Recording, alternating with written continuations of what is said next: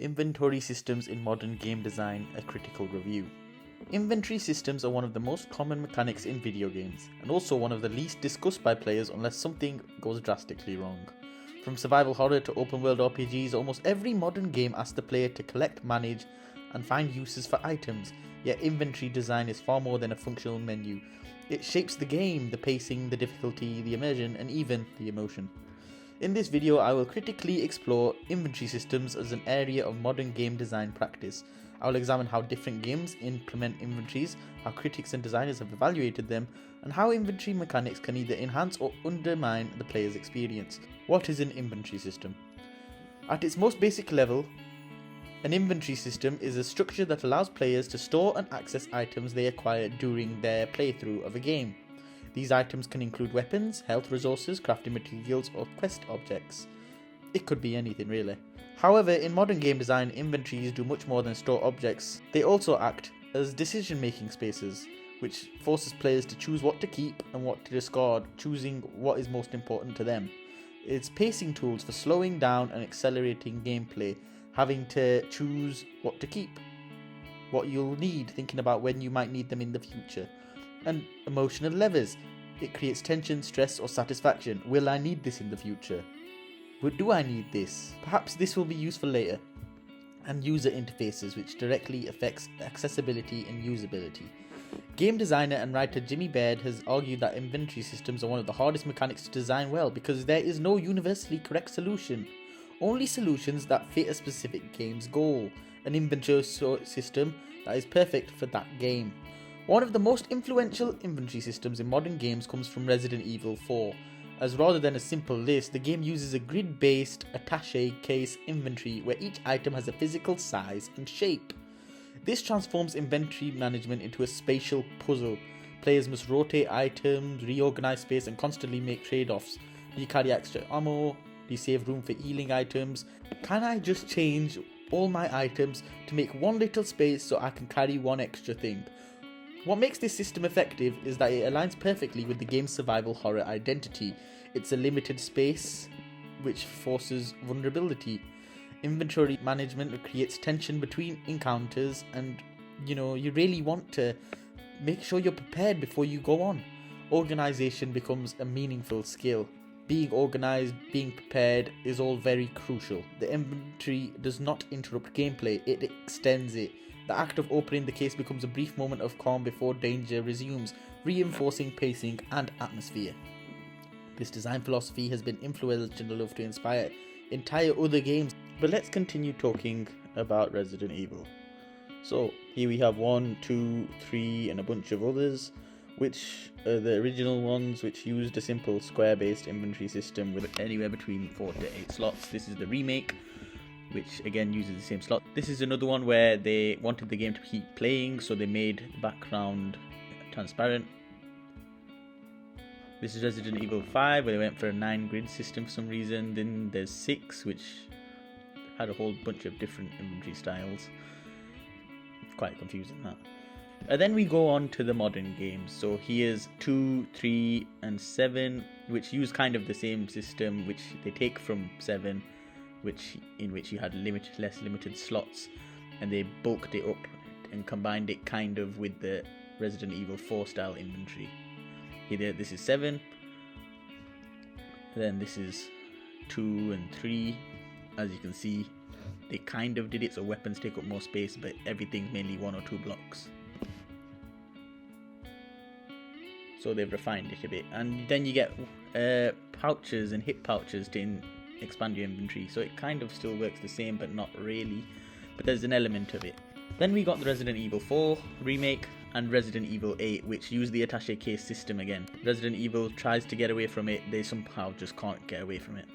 It's just too good of a system, especially for the type of game they are making. Efficiency versus excess, Skyrim and RPG inventories. In contrast, games like The Elder Scrolls V Skyrim use a list-based inventory system where items are sorted by category and displayed as text entries. This approach prioritizes a large quantity of loot, player freedom, and minimal mechanical friction. You can carry infinite things, there's just a lot to go through. Critics have however pointed out that it has its weaknesses. Long lists become tedious to navigate, important items can be buried under immense clutter, inventory management becomes administrative rather than engaging. I know when I played, I just not want to look at my inventory. It's why they also have the favourite mechanic, so you know what you want and you can get it. In Skyrim, players are encouraged to loot constantly, but the inventory system does little to make this process meaningful. As a result, many players rely on mods to improve sorting, categorization, or visual clarity, suggesting that the base design struggles to scale with the game's loot-heavy structure. And this is when you can even pick up simple things that have no use, like bowls, forks. This highlights a key design issue. When inventories become too abstract, they risk in disengaging the player entirely. Survival games like Valheim and Rust deliberately use restrictive inventory systems to reinforce their themes. Limited slots and weight constraints force players to plan trips carefully and return to base frequently. This creates a real sense of realism. It makes preparation meaningful, and there's a strong risk versus reward decisions to be made. However, there is a fine line between intentional friction and frustration. Many critics and players note that frequent inventory management can interrupt exploration and reduce flow, especially during long gathering sessions. This raises the important question: when does challenge enhance immersion and when does it simply slow the player down? What is the right balance? The inventory design must respect the rhythm of gameplay rather than constantly breaking it. Across games criticism and design writing, a recurring theme emerges. Inventory systems should serve the core experience of the game. In horror games, there should be limitation to create fear. In RPGs, clarity and scale are essential. And in survival games, friction must feel justified. There is no best inventory system, only systems that are appropriate to context.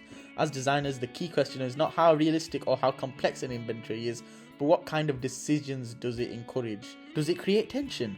Does it support pacing? And does it respect player time? Is it engaging? Is there a use for it? If the answer is no, then the system becomes a barrier rather than a feature. Reflection and experimental possibilities. Through researching and analysing inventory systems, I've learned that they are not secondary mechanics but core design tools.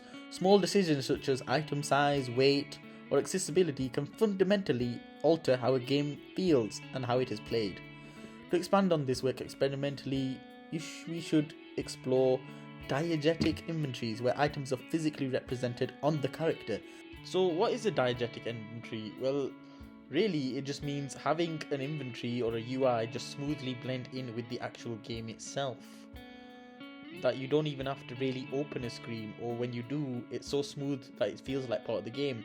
For example, here's Dead Space 2, as you can see on the back of he had a timer, and here you can see he's accessing different screens, but it's through the game, picking things up, using ammo. You can see the count going down, the health on the blue lights on the back of him, that is his health. Here he is using multiple screens, and that's changing weapons.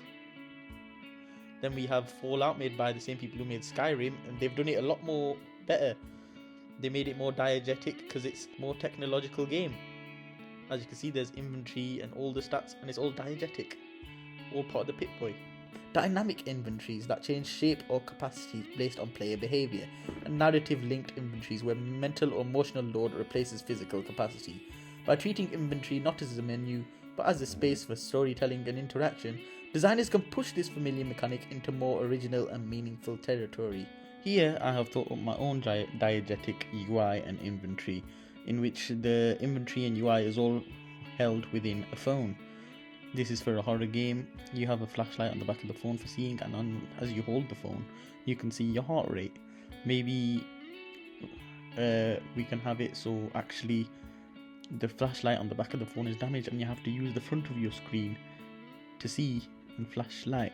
That way you turn your phone around and you can't see your UI, and when you turn it back to you, you can see all your options, your heart rate, your inventory, everything is on your phone, because this is life. Humans all use phones. This is the most natural diegetic inventory and UI I can think of, and I can't think of anything better than this because it makes the most sense.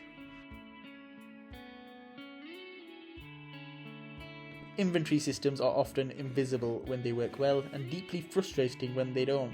I know people talk a lot about Skyrims because it's difficult, and people don't talk a lot about the good inventory systems because they work well. By critically examining how modern games approach inventory design, we can better understand how mechanics shape player experience and how even the most familiar systems can be redesigned in creative and experimental ways. For example, could the Skyrim inventory system be better?